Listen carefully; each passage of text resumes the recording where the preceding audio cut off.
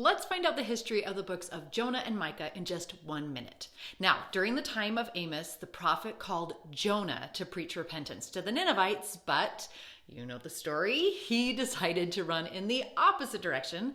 He hopped on a ship and ended up in the belly of a whale or a big fish.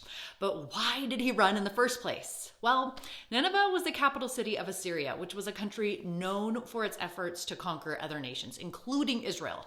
And when the Assyrians conquered another nation, they did not do it peacefully, okay? Records from that time show that they were incredibly violent, which cover your kids' ears or your own if you don't want to be grossed out, okay? So the Assyrians would, among other things, they would skin their enemies, they would behead them, they would burn them, and then they would display their bodies and their body parts publicly, either on walls or on poles. Like, they were horrible, which explains why Jonah was not too excited to preach to them, right? But after spending 3 days in the belly of a whale, Jonah agreed to preach to the Ninevites, and he did.